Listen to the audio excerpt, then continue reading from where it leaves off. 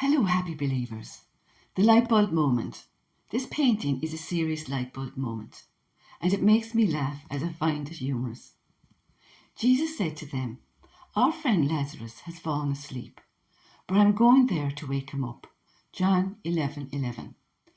Therefore it says, "Awake, O sleeper, and arise from the dead, and Christ will shine on you." Ephesians 5:14. Arise, wake up, attend to your spiritual awakening. The socket, centre of top of painting, looks like a smiley, which is so apt as this painting makes me smile every time I see it. It reminds me of a wake-up call as we walk on our faith journey, seeking Jesus in the Eucharist and beginning to realise there is something of value when in His presence. An experience usually of peace, because Jesus says, "Come to me, all you who are weary and overburdened, and I will give you rest. Take my yoke upon you and learn from me, for I am gentle and humble in heart, and you will find rest for your souls." Matthew 11:28. We do come away feeling lighter, stronger, and more relaxed from the experience of spending time in the presence of our Eucharistic Jesus. If any of you have anything else in mind, something less than total commitment, God will clear your blurred vision. You'll see it yet. Now that we're on the right track, let's stay on it. Philippians 3:15-16. For freedom, Christ has set us free. Stand firm, therefore, and do not submit again to a yoke of slavery. Galatians 5:10.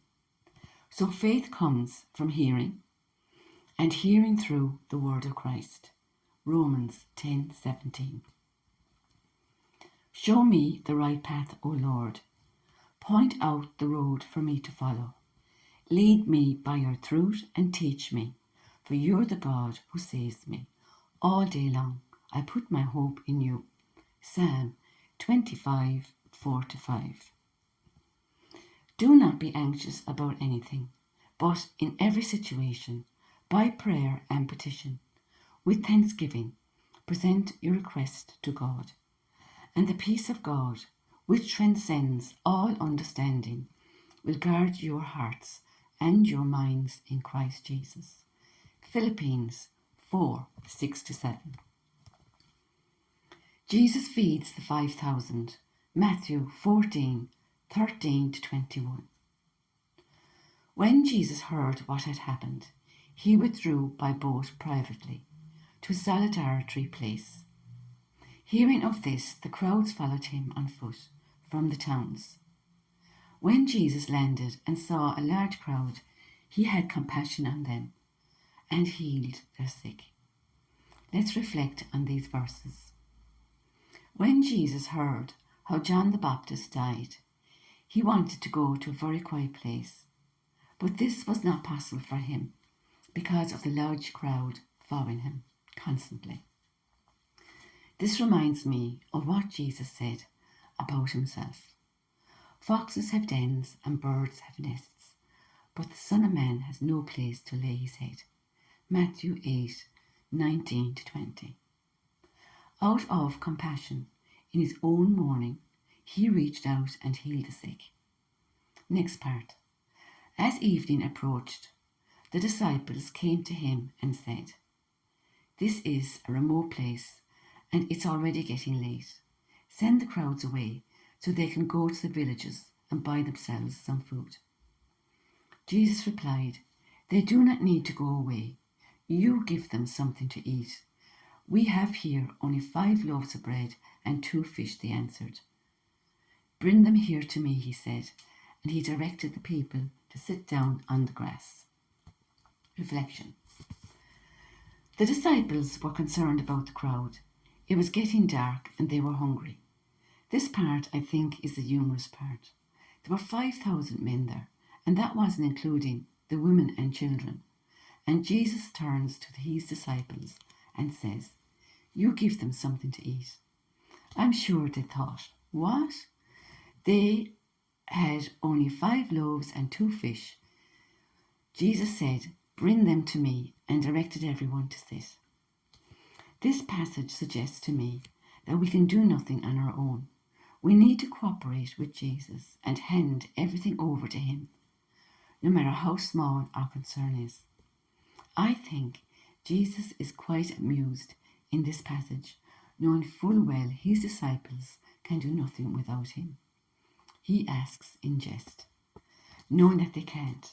Neither can the crowd, as he had to ask them to sit. He shows that he is the one in control, not us. Jesus looked at them and said, "With man this is impossible, but with God all things are possible." Matthew 19:26. Next part. Taking the 5 loaves and the 2 fish and looking up to heaven, he gave thanks and broke the loaves. Then he gave them to the disciples, and the disciples gave them to the people. They all ate and were satisfied, and the disciples picked up 12 basketfuls of broken pieces that were left over. The number of those who ate was about 5,000 men, besides women and children. Reflection. In this passage, the first thing Jesus does is to give thanks. A reminder to us to look for things we can be thankful for in our daily lives. We will always find something. Then the miracle happened, and then it was the disciples' turn to get involved and distribute the bread and the fish to the astonished crowd. When we come to Jesus with our concerns, he takes them and transforms them. His Father in heaven is a Father of abundance and generosity.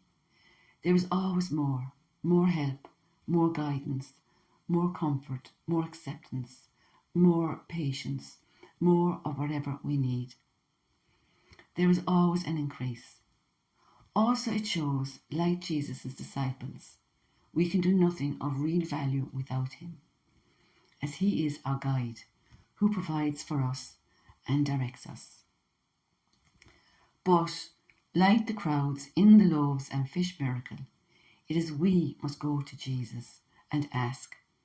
And we find Jesus today at the Eucharistic Jesus, at Mass, or in the adoration chapels.